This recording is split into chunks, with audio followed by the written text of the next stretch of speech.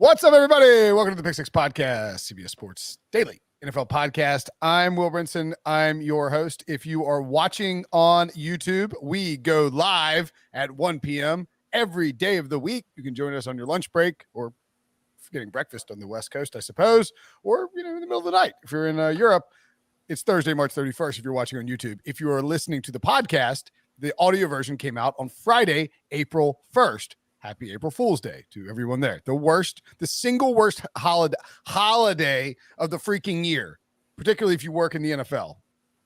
Roy Williams retired last year on April 1st. Why play with our emotions, sir?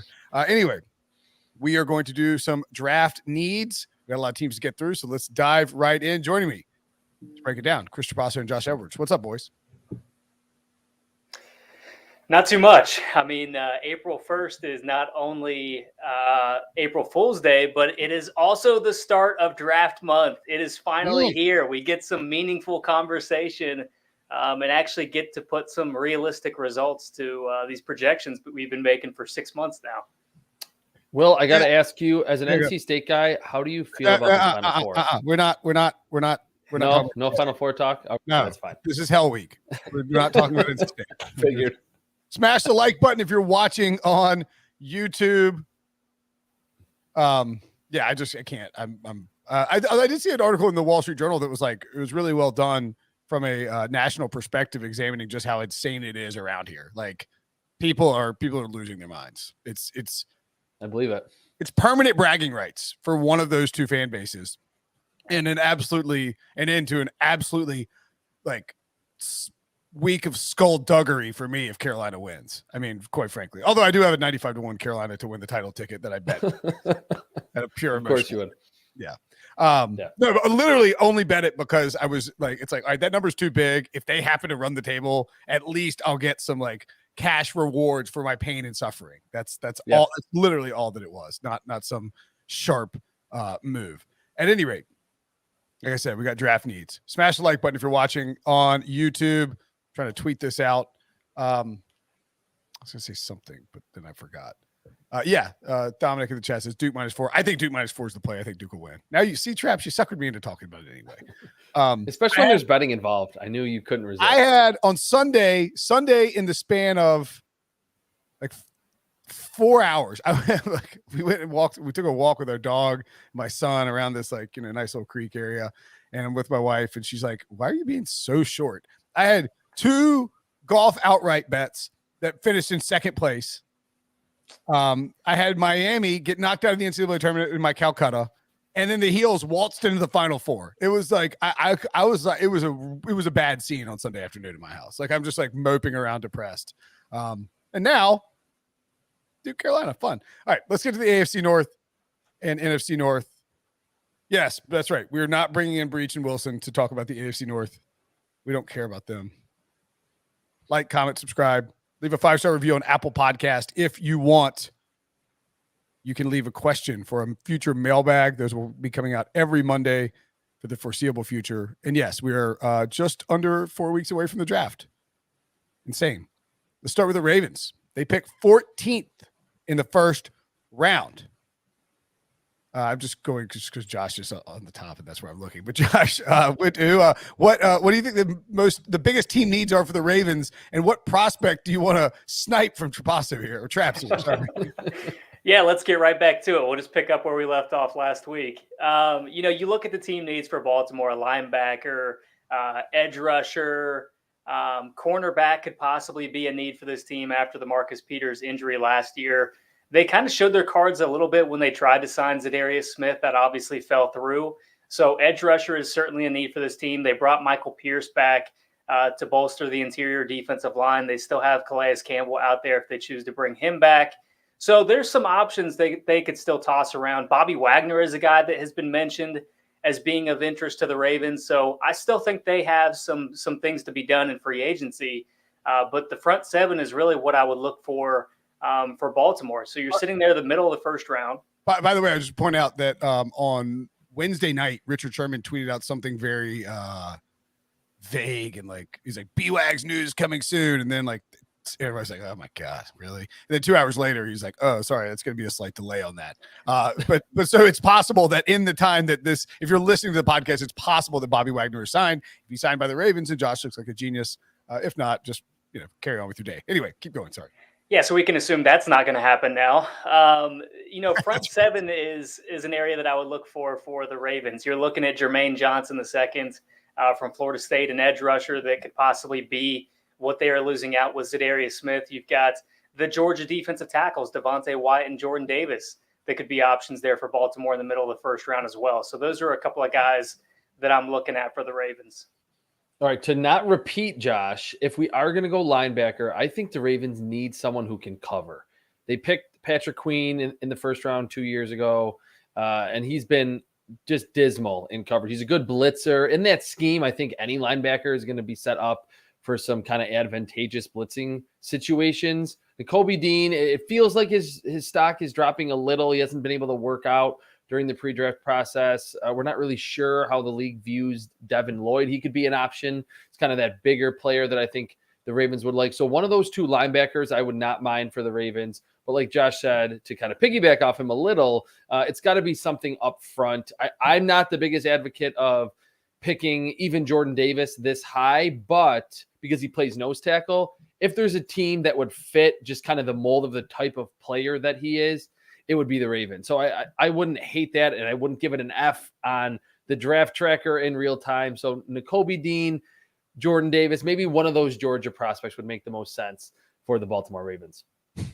I'm chuckling because Bruce Arians is doing the retirement thing right now on NFL Network on Thursday afternoon. He's got a freaking cigar in his shirt pocket. He's like, doesn't have a drink.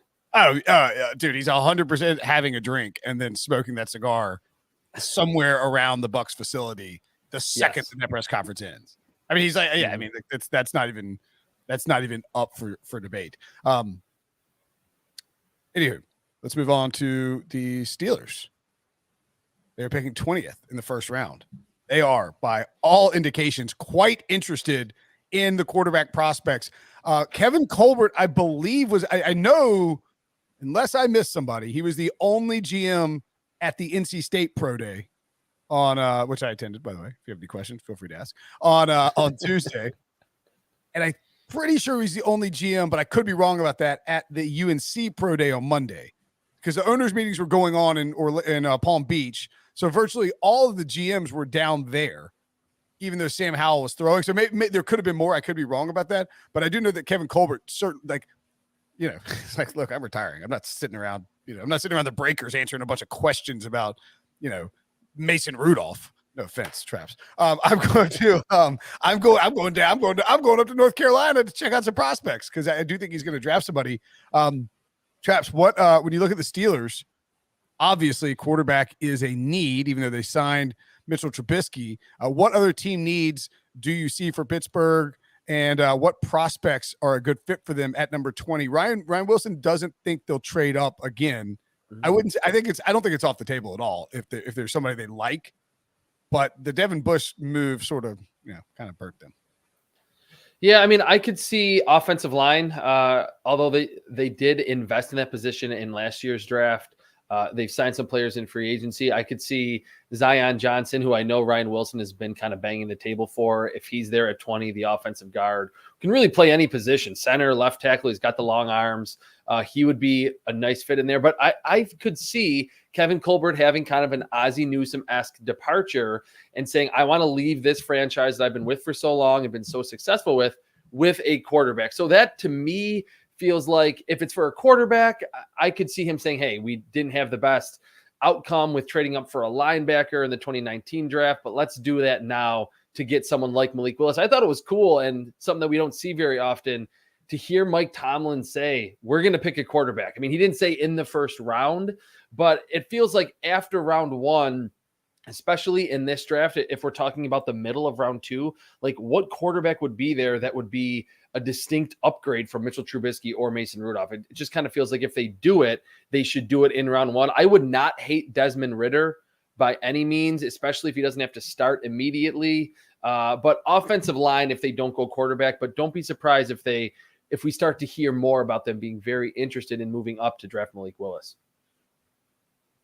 Yeah, Northern Iowa offensive tackle Trevor Penning is a guy that jumps out for Pittsburgh. When you think about the Steelers and what they have been traditionally, that physical, tenacious type blocker, I think Penning would fit right in, in terms of that culture.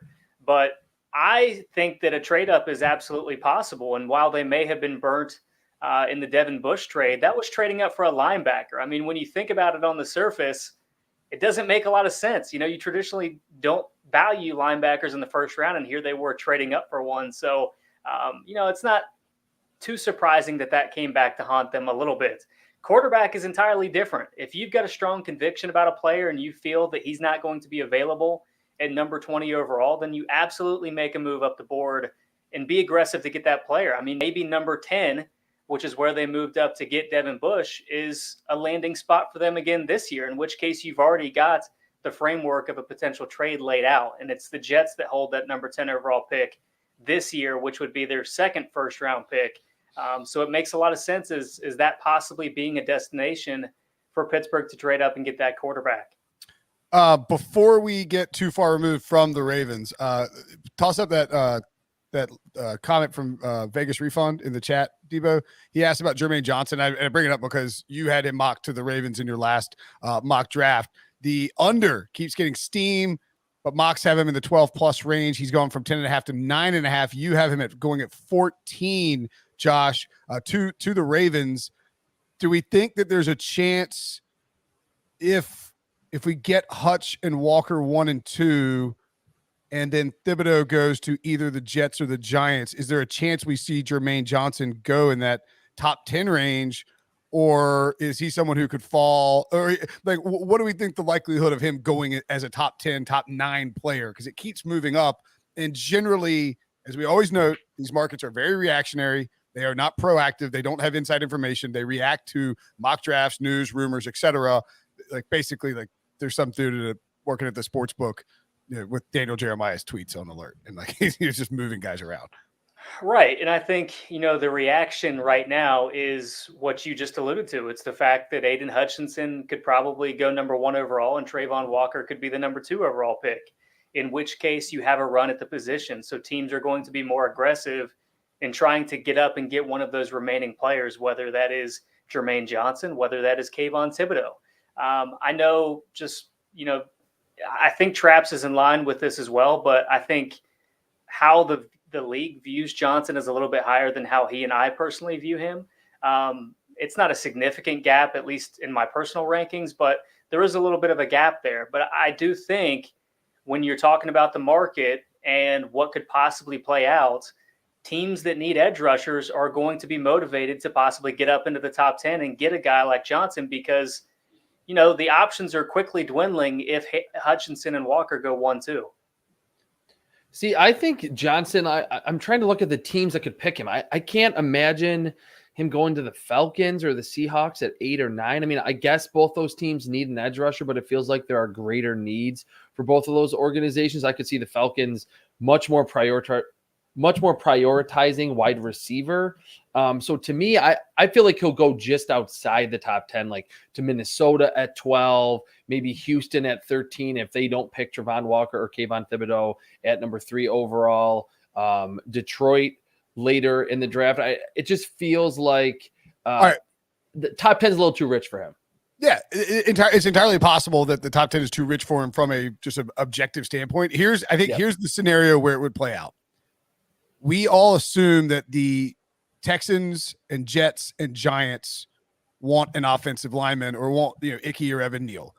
Yeah. But the reality is that the Jets invested a high first-round pick in Mekhi Becton and have, despite how poor, he got hurt and his maybe weight issues and sort of maybe like attitude concerns potentially, like he's still a potentially elite left tackle who's a young guy, and they're not going to give up on him. The same Laramie Tunsil. A lot invested in Laramie Tunsil from a draft pick perspective and from a contract perspective.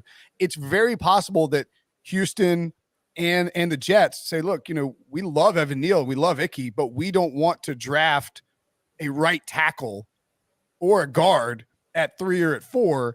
And so I think in maybe Houston does it anyway. Like Neal could easily go play right tackle for them, as we pointed out. He played at Alabama. But if the Jets decided they were like, maybe the Jets love Thibodeau and they take Thibodeau at 4, I think one of the Giants' picks might very well be Jermaine Johnson. But I think at that point the Giants would go offensive lineman at 5 because Carolina might take the offensive lineman, although they're blatantly taking a quarterback, and then you grab Jermaine Johnson at 7 if that's where you wanted to take him. So I think that's maybe the scenario where it's just edge rushers are getting gobbled up and you want one really badly, and so you take one of the top guys.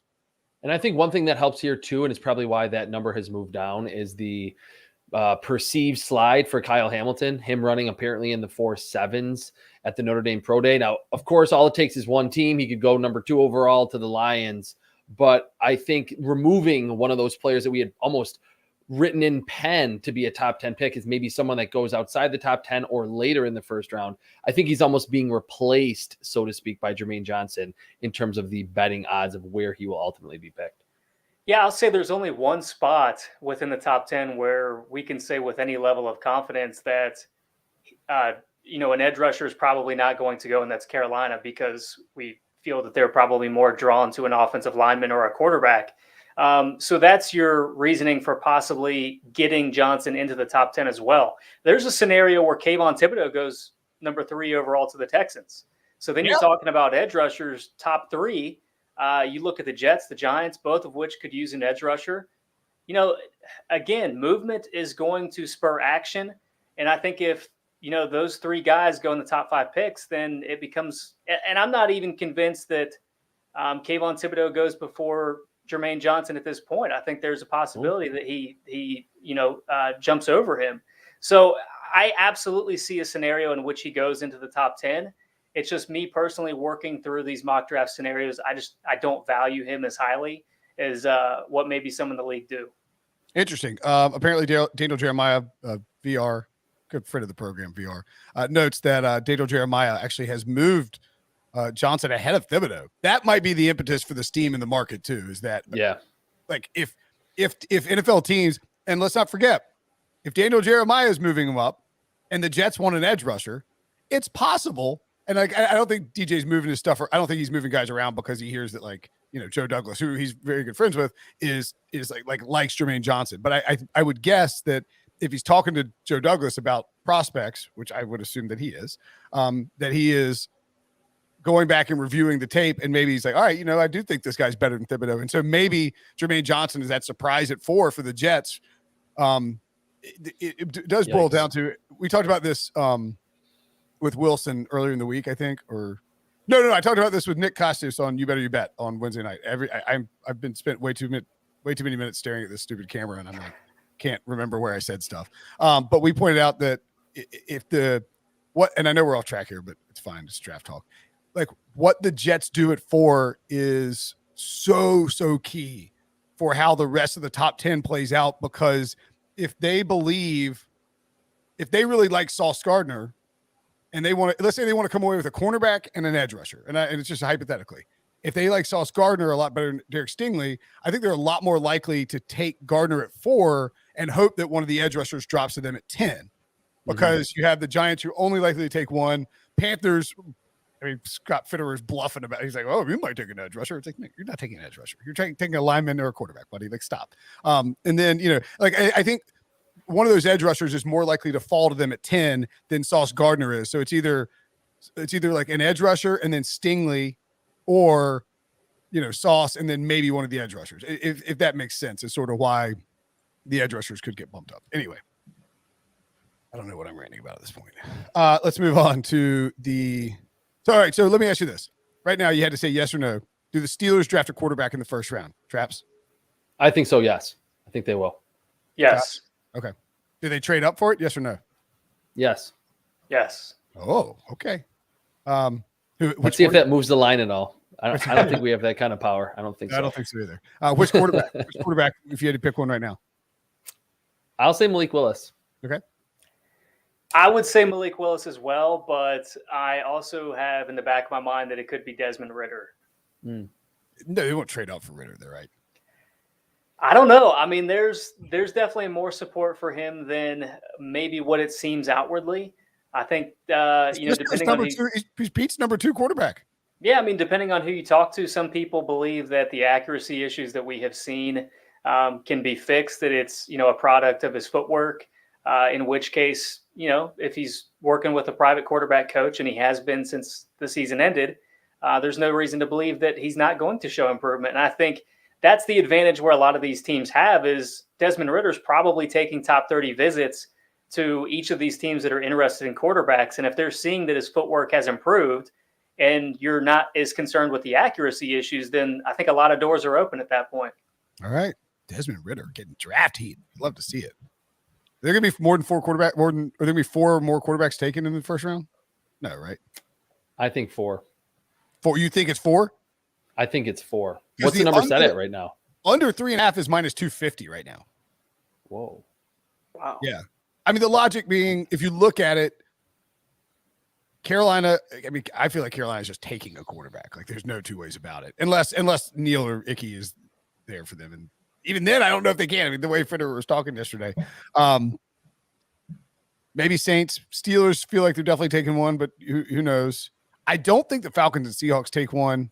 So for me, it kind of boils down to do the Saints take one and do the Lions take one at 32 is sort of where I'm at with that. But I mean, it could be 4.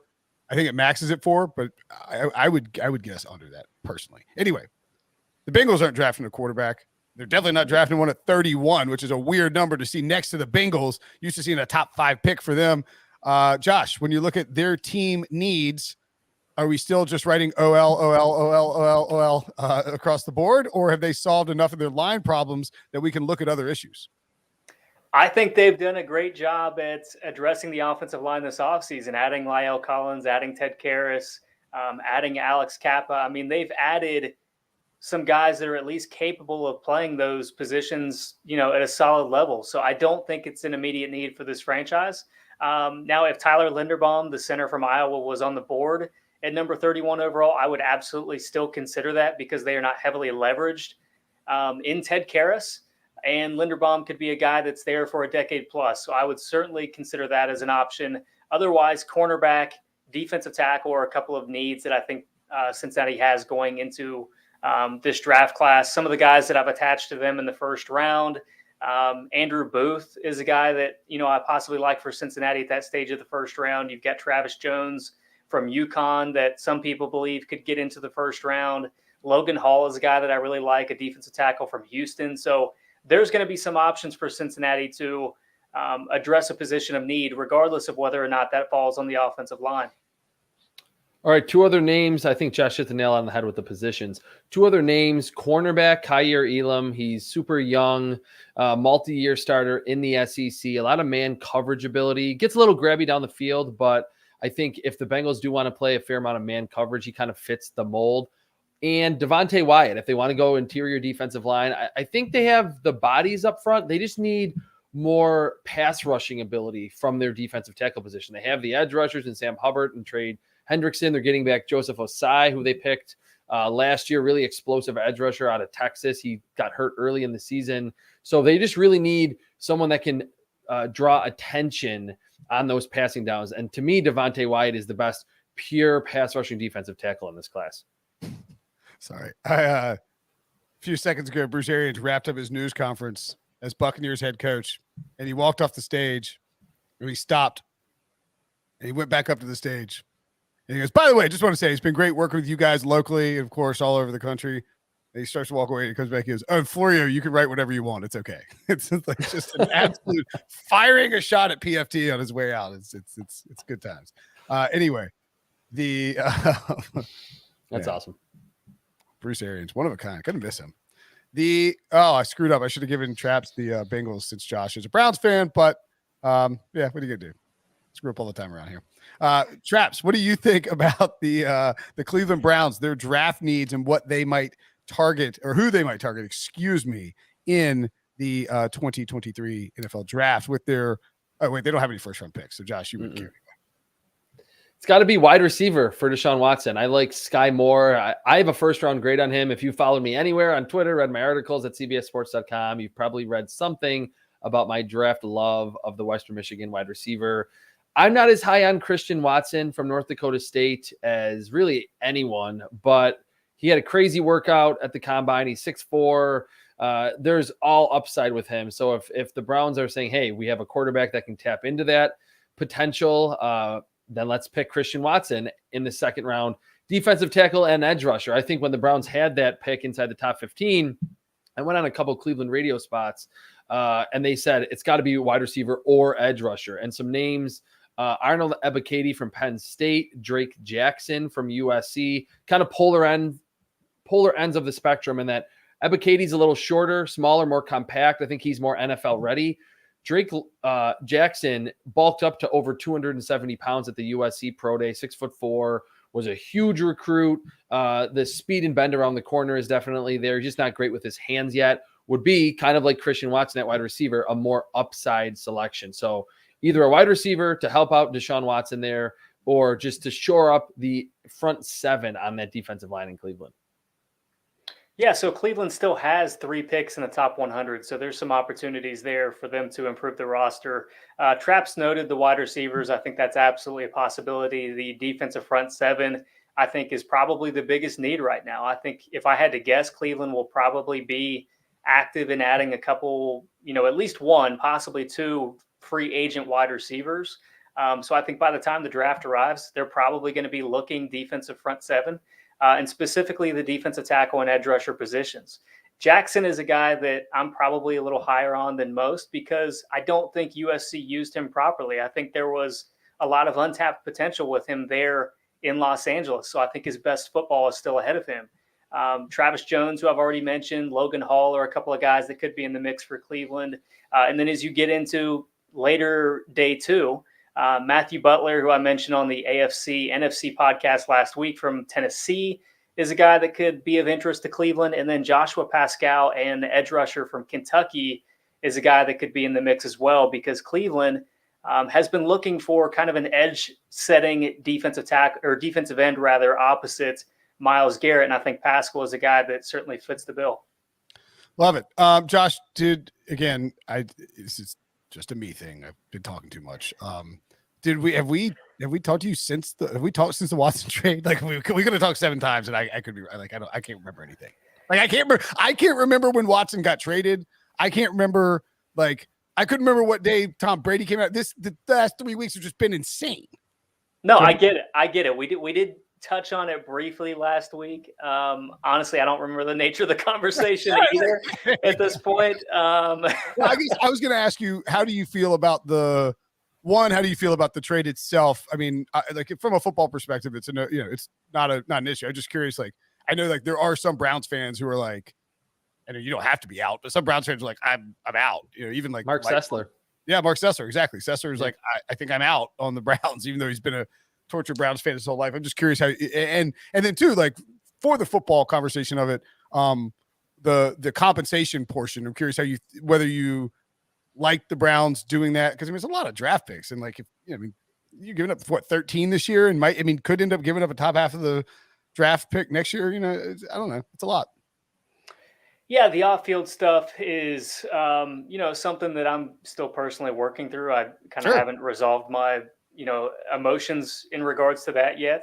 I'm probably I didn't mean to put you on the spot with that one, but I mean, like that's a perfectly reasonable answer, by the way. It's like, I don't know how to, as a Browns fan, like, how am I supposed to process this, Yeah, I mean, I've been asked several times, so it's not like it was so much on the fly that I had to answer. I mean, I've been dealing with this, for a couple of weeks now. So I'm probably taking a little bit more of a calculated approach to it.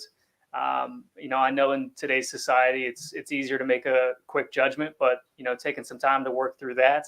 From a football standpoint, in terms of draft compensation, I think it was perfectly fair. We saw what Russell Wilson was just traded for. I mean, Cleveland has already traded, allowed Houston to acquire Deshaun Watson. So you could factor that into the actual trade. And if you eventually trade him when he's, in his 30s, you could probably recoup the entire, terms of the deal that you had to give up for Deshaun Watson. So I'm not conflicted about the draft compensation and what it took. Financially, the $230 million guaranteed, That's a lot.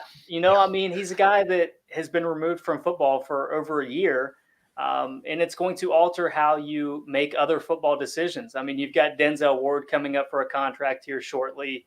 Amari Cooper is going to, count $20 million against the salary cap each of the next 2 years if you continue to employ him.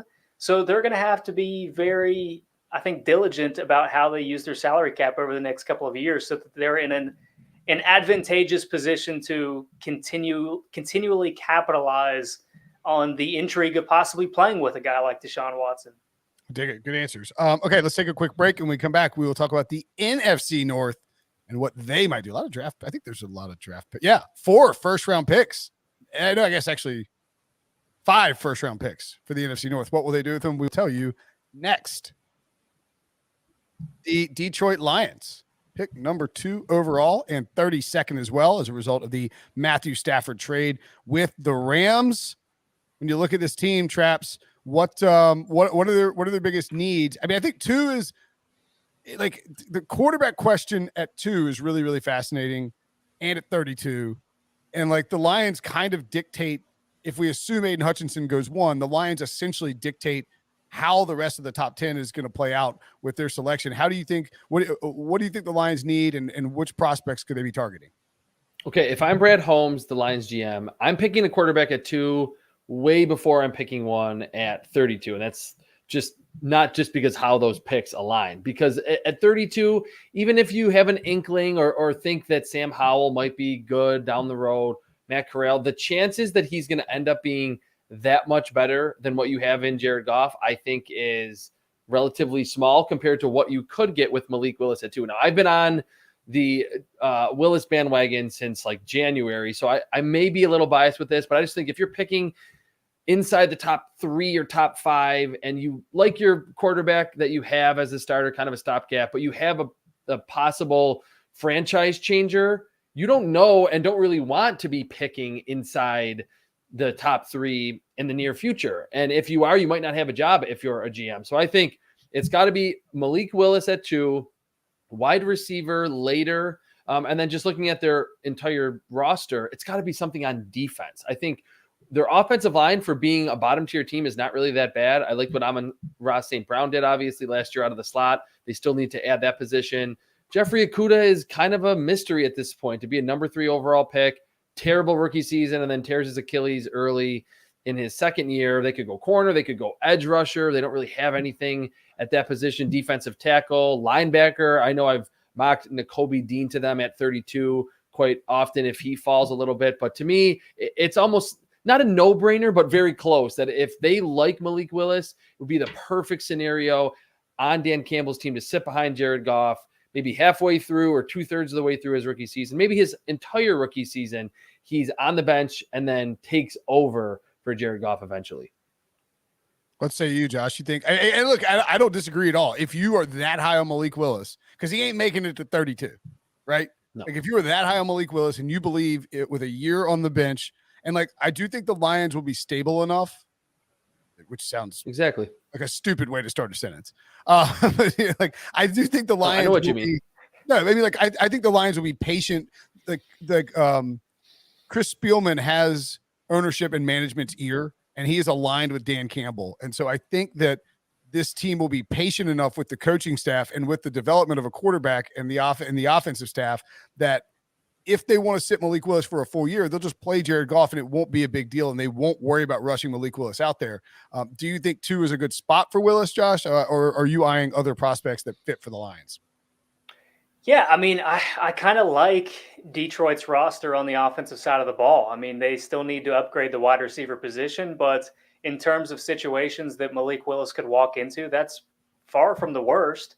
I mean, he could absolutely do worse, based on being able to sit behind Jared Goff for a year. He's got a good offensive line. You've got some good, offensive skill talents with TJ Hawkinson, DeAndre Swift, Amon-Ra St. Brown. So there are absolutely worse situations that he could walk into. Now, I think it is a bit uncomfortable because I don't value him that highly.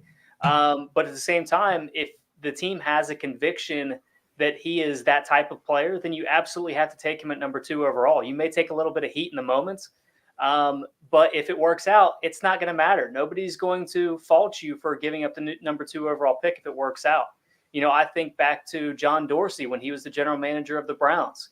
It was not popular that he chose Baker Mayfield number 1 overall, but he did because he had a conviction about the player. So if you have a similar conviction about, and John Dorsey's with Detroit, that's why that's relevant. But that was not a Baker Mayfield worked out. That's right, exactly, Yeah. exactly. So if you have a conviction about the player, then take him at number 2 overall by all means. If you don't go in the direction of a quarterback, for me, I think Cincinnati's Ahmad Gardner is the top overall prospect for me right now, and I say that with the caveat. In the whole draft. In the whole draft, yeah. I mean, nice. I love him, but at the same time, I say it with the caveat that I wish I could start my rankings at number 3 this year instead of number 1, because I think we just missed that top overall talent the way that we've seen in previous years. So I don't think Detroit would take a corner that early, but I would definitely be intrigued to take a cornerback early on day 2, maybe late day 1. And then some other guys that could possibly be of interest: Trayvon Walker, the edge rusher from Georgia, Kayvon Thibodeau, Aiden Hutchinson, obviously, if he's still available, is going to be probably a home run for Detroit. Yeah. The Sauce Gardner thing too is really interesting because you just don't see cornerbacks taken that high, and you can make the argument about positional value and whatnot. But like and I agree with you on the top end talent. Like you that's a great point. That's a great line. You should be using that anytime you talk anywhere. It's like, I wish I could start my rankings at 3 because, but like if that class, and I agree with you, and we'll see how it bears out in a couple of years if that's actually the case and there isn't top end talent. But like if that's the case, I don't think anybody should be afraid to take a cornerback earlier than normal. If you could, if you think Sauce Gardner is the best player on the board and you would take him at 5, but you wouldn't take him at 2, like you're not thinking with your head on straight, right? I mean, if you're like, well, we're at 2, so we have to take Malik Willis or Kayvon Thibodeau or Walker because you can't take a cornerback in the top 5.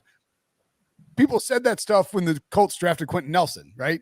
And he is a perennial all-pro and a difference maker on their offensive line. So if you can get an elite player who you believe is great, screw positional value or whatever. I just take him there. So I think that's something, especially in this particular draft. Moving along, the Green Bay Packers picking 22 and 28 in the first round after trading Devontae Adams to the Las Vegas Raiders. We can, Josh, we can talk about other needs if you want, but clearly wide receiver is a pretty big need for this team.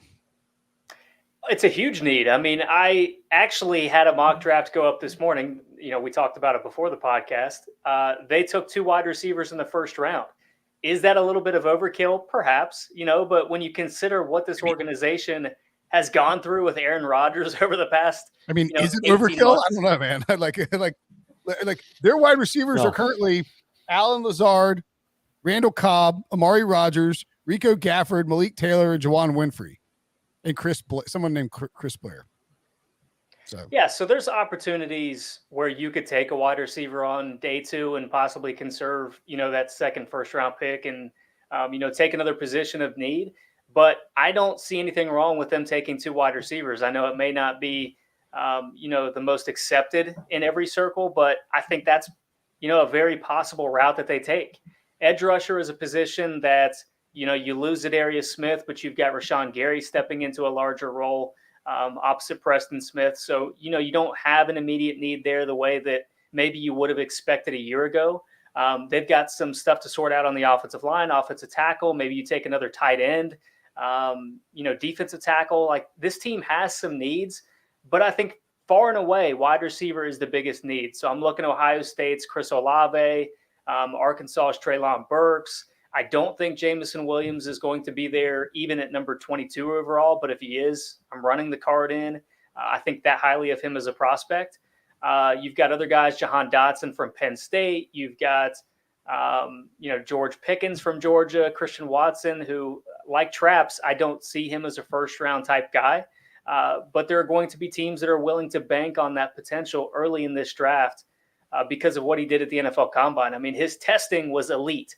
I don't think you can say in any other way that what he did in Indianapolis was not enough to raise eyebrows. That's going to draw attention across the league. So wide receiver is a huge need. Wouldn't be surprised if they take 2 in the first round. Traps in his mock, Josh had the Packers taking Chris Olave out of Ohio State and Treylon Burks. If you were, I'm curious, one, talk about how those, like, I guess I'm wondering if they do go 2 wide receivers in the first round. And I mean, I don't think it's outrageous at all after trading Devontae Adams. And I mean, like, you don't really have a whole lot of other resources. You could go sign somebody like Odell Beckham to maybe help you out when he comes back from the ACL tear and all that, but there's just not a whole lot of resources out there to get wide receivers right now. If you were drafting 2 wide receivers, how would you try to pair them up? Like, would you want to get like are there 2 wide receiver, and maybe the answer is Burks and Olave, but what combo would you be looking for with those first round picks? Do you want to get like a big body guy, an Olave type? Like, what are you looking for? Yeah, I think Josh really nailed it there. And it does seem kind of preposterous that a team would double up at the same position, wide receiver, in the first round, but it makes a lot of sense. Definitely to get a route running specialist in Chris Olave, who's very good tracking the ball down the field. And then someone in Treylon Burks, or maybe Drake London, if he runs slow at the USC Pro Day, that's a bigger body that's going to win after the catch because he can absorb tackle attempts and continue forward down the field. So to add kind of a multi-layered element to this receiver group, like you mentioned, Will, that you read off those names, that room is not very good right now. To me, that was the craziest trade, the craziest transaction of this entire offseason. That was like, you repay, or you bring back Aaron Rodgers, you pay him $50 million per year, and then a week later you trade probably the best receiver in football. That made no sense to me. So if they went Chris Olave, Treylon Burks, route running specialist, bigger body guy, that would be actually smart drafting by the Green Bay Packers that have had kind of some questionable draft classes over the past couple seasons. Here's why I say that is not overkill. It's simply because when you look at Green Bay's offense, specifically the passing game in recent years, what has been their passing game? It's the relationship between Aaron Rodgers and Devontae Adams. He's not going to have that immediately with any one wide receiver. You could make the argument with Randall Cobb, but Cobb is just not at the point in his career where he's going to take on that workload. So you have to find other ways to counterbalance that loss of production. And I think by taking 2 wide receivers, you're taking pressure off that other guy to be a Devontae Adams type player, a guy that's going to have to carry the offense. Get 2 guys in there that are going to be able to work off each other and be productive for Aaron Rodgers. And maybe you're talking about a situation where Aaron Rodgers is willing to play another 5 years. And I point this out all the time on this podcast, so I don't want, I'll try and keep it short, but like when we did the stream in 2020 of FFT Twitch stream with Jordy Nelson, we're like, why won't these guys, they just drafted Jordan Love. It's like, why won't the Packers draft a wide receiver in the first round? Like, what's the deal? And he's like, like they want to, like, they don't, basically sort of the same. They don't want to, Aaron Rodgers likes guys who he has a rapport with. And he wants them to understand that when he does that little spin out, when he goes through his progressions, what he wants them to do is do a secondary break. And they sort of freestyle this secondary break. And you can only get there through reps and reps and reps and reps. And that's why these guys that they took in the second round, who didn't have to be the guy out of the gate, but were able to come up, like, Jordy Nelson came up under Greg Jennings. Greg Jennings came up under Donald Driver. Devontae came up under Jordy. And eventually you get that rapport and you're able to do it. So that is the concern with these if you go the first round route. But they're so thin at wide receiver that I almost feel like you do need to take 2, because it's just like, you can have a confident grade on any draft pick, and you can never know that they're going to work out. Like Olave might not work out with Aaron Rodgers. So you just simply, like, I just think taking more shots is the right move for the Packers. And if they like 2 guys there, I love the idea of taking 2. Yeah, and it's not the same thing because it was later in the draft, but in that 2018 draft class, they drafted Marquez Valdez-Scantling and Equanimeous St. Brown, and I think back-to-back rounds, or 4th and 5th round, something like that, or 5th. And I think they even picked Jamon Moore. They picked 3 receivers in that draft, kind of doing exactly what you said, Will. Like, let's just roll the dice on these 3 guys. MVS was the only one of those day 3 selections that ultimately became solid, but if they do that with 2 wide receiver selections in round 1, they're at least maximizing the chances of at least one of them becoming that number 1 wide receiver at the twilight of Aaron Rodgers' career. Yeah, for sure. All right, let's get to the Chicago Bears, the final team in this No, we missed the Vikings. I skipped over the Vikings. So let's get to the Minnesota Vikings. I knew we missed something. The Minnesota Vikings are picking 12th in the first round. Traps, since I forgot who I asked about the Packers. What do you think about I need a vacation. What do you think about the Minnesota Vikings prospects? What do you think what their team needs and what prospects fit for them to draft at 12th overall? Okay, on All Things Covered, Patrick Peterson reported that he was coming back to the Vikings himself. He was his own insider, and he mentioned that he would like the Vikings to pick Derek Stingley. I mean, that's not that Patrick Peterson has any say in the war room on draft night, but pairing the two LSU former standouts there, I think would make a lot of sense. We haven't seen a lot of Derek Stingley over the past 18 months on a football field. He's been injured. Corner, edge rusher seem to be the two most obvious priorities for them. And I don't think wide receiver is completely out of the question, given the age of Adam Thielen. You have a superstar in Justin Jefferson, but to get a younger player that will help get the most out of Kirk Cousins, they extended him again this offseason, kind of weirdly. Someone like Jameson Williams, where they maybe would say, hey, we have our 1 and 2. If you can play in November when we're trying to make a wild card push, we're fine with that. So I would be okay with wide receiver, but someone like Derek Stingley, I'm not in love with Jermaine Johnson, but I would understand it because they could use kind of that project, kind of long-term view at the edge rusher spot, even though they have Donnell Hunter and signed Zadarius Smith. But it's crazy with Derek Stingley that a month or two ago, he was considered a top 5 prospect.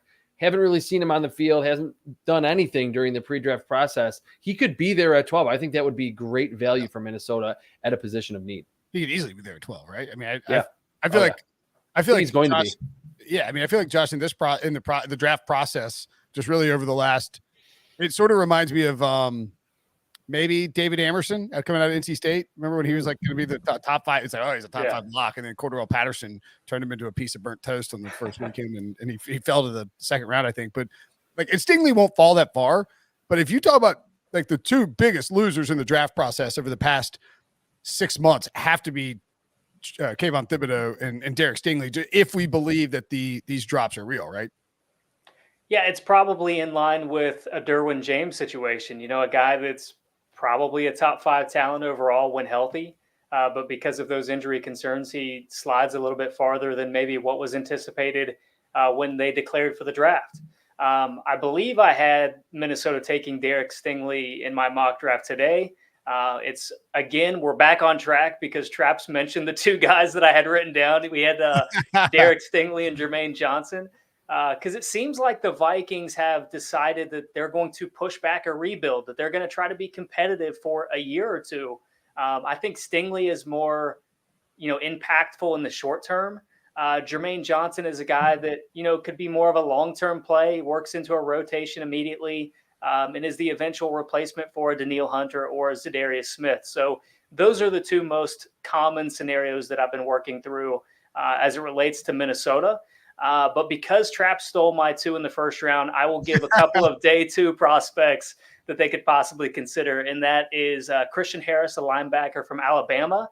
And working back to Traps, it's his guy, Boise State wide receiver Khalil Shakir, to possibly be that guy that takes over for Adam Thielen and plays opposite Justin Jefferson. I dig it. I actually thought I had Stingley going to the Vikings in my mock, but I went Jermaine Johnson and then had Stingley going to the Texans at 13. I think you could, obviously either Johnson team. Earlier. Yeah, I mean Stingley, like I sort of wonder how much input or info Pat P would have. I mean, obviously pretty far removed from like 10 years apart, but you sort of wonder. I mean, I would assume he's still able to, They've worked out together. We had Stingley on the All Things Covered over the summer. If I just say something about the Eagles or Carson Wentz, I expect the voice, right? The voice of Wizard of God Oz to pop in. I forgot it was Pat P was on. You don't expect me to talk about my favorite podcast? I again, I'm not thinking correctly. Yeah, they have a relationship. I mean, Pat went back to work out with Derek Stingley and kind of work out against Jamar Chase and Justin Jefferson. So, I mean, Justin Jefferson has that tie to Derek Stingley. They worked together for that title. Oh, that's right. Yeah, that's a good call. Yeah, so I mean, if I would actually even argue that if those guys believe Stingley is like legit, that he's just getting sort of a bad rap because of the injuries and because of the, obviously 2020 was a weird year. Well, I guess no, wait, did the LSU win the title in 2019? Yeah, because that's right. Yeah, and then like 2020 was a weird year. Like maybe you didn't have to play your best on the field. That's okay. We'll cut you some slack. You could potentially look at, just depending on what the Jets do at like where Sauce Gardner goes. Maybe Minnesota's even a possibility to trade up and grab Stingley if they're worried that, I don't know, who knows what the hell the Seahawks will do at 9. But if like the Jets go pass rusher at 4, maybe they think, all right, Seattle's willing to trade down. Let's move up and swap with Seattle and get ahead of the Jets in case they're trying to get Stingley at 10. I don't think that's a crazy notion. So maybe keep that in mind if you're betting Stingley over unders. All right, let's get to the final team of the podcast, the aforementioned briefly Chicago Bears, who have no first-round draft pick because they gave it up for Justin Fields. They have been dumping talent left and right, Josh. Not a lot to work with here. What team needs wise, you could probably come up with a bunch of things. And what are some, I guess, day 2 prospects that they could look at, because day 1 ain't happening. Yeah, and talking about the scenario with Minnesota and the Jets, I think those are the types of trades we're going to see this year. Those trades in the teens where you move up, a couple of spots, 5 spots to get ahead of another team that may be interested in a player that you really want. Because I don't think it's going to take as much to move up this year as maybe what we would have seen in the past. So those are the type of moves that I would expect. And I think it's probably going to be more active than most people expect for that very reason. Specifically, for the Bears, you lose Khalil Mack, you lose Danny Trevathan, Eddie Goldman is gone, Akeem Hicks is gone. You're totally renovating that front 7 on defense to where it's, the Will Smith meme where he's, in Fresh Prince in his living room looking around and nobody else is there. That's what's happening in Chicago right now with Roquan Smith, because it's entirely different around him. So I look at that team. You've got defensive tackle is a need. Edge rusher is a need. Wide receiver is a huge need. Offensive tackle, center, offensive guard. Like, you've got to totally remake that offensive line, especially after Ryan Bates returned to Buffalo on that matched offer sheet. I mean, I think what Chicago needs to do, because they're not going to be able to do everything this offseason, I think what they need to make an emphasis on doing is surrounding Justin Fields with talent on the offensive side of the ball. Do not waste 2 years of his career. Do not allow him to be lacking in confidence after this upcoming season, because you have not done enough to support him. That's what we've seen with other young quarterbacks in the past, like Sam Darnold. So use those day 2 picks to your advantage. Use it to support Justin Fields. Get a wide receiver, whether that's George Pickens from Georgia, Christian Watson from North Dakota State, Sky Moore from Western Michigan, Jahan Dotson, if he lasts until number 39 overall, go get him. Offensive line, Daniel Falele from Minnesota. Like, that's got to be your absolute priority, is getting some guys to help Justin Fields have some success on offense this year. Okay, we're even, because that's pretty much what I was going to say in terms of philosophy. I don't really care about the Bears defense. You did a great job listing all the guys that are just gone from this once vaunted defense in 2018. It's pretty incredible, but I get what Ryan Poles is doing. He wants to just rebuild. They have like $130 million or somewhere around there next season to spend it in free agency. Tyler Smith, the offensive tackle from Tulsa, would make a lot of sense. Max Mitchell from Louisiana can play right tackle right away. It has to be those first couple selections, regardless of where they are, round 2, round 3 later on, be on the offensive side. I think they could kind of shy away from the smaller, speedier types, especially early, because they already have Darnell Mooney. He's one that feels like will be a part of this rebuild, given that he's still very young. So George Pickens from Georgia, who's around 6'3", I think would make sense to be on the outside after losing Allen Robinson. If you like Christian Watson, Velus Jones Jr. from Tennessee can kind of be that yards after the catch guy. He's a little bigger. Maybe even Alec Pierce from Cincinnati, who's kind of like a lesser version of Christian Watson, and that he's big. He tested well, and to me, his film isn't superb yet, but is more of a long-term type of talent at the wide receiver spot. Yeah, I mean, Darnell Mooney's like he's good. No, yeah, he's like arguably like the Bears' fourth best player, which is not, I mean, which is he's good. He is good. He's definitely good. But that's sort of it's like Justin Fields, Roquan Smith, Jalen Johnson. Oh yeah. Who are we gonna go with? No, I was gonna say David Montgomery had a pretty good season. I think year. Mooney might be but like running backs are running backs. Yeah, I mean, I think Mooney might be like fourth. Bears. He is. Bears are runner 7, by the way. I saw it. I think Caesars released it. All right. Oh, no, Caesars might have put it out at 6.5. You'd rather have 7 if you can find it, but I like that under a lot. All right. We stayed under an hour. Didn't quite get to 45, but that's okay. So good chat. And it's my fault. I derailed it for 10 minutes. And then Devo had to talk about all things covered. I'm kidding. Anyway, follow him at Chris Trapasso on Twitter. Follow him at Edward CBS. Make sure and read their mock drafts. Tons of draft coverage. And we will talk to you guys soon for some more draft needs. Thanks as always for Josh and Traps. I'm Brinson. We will see you guys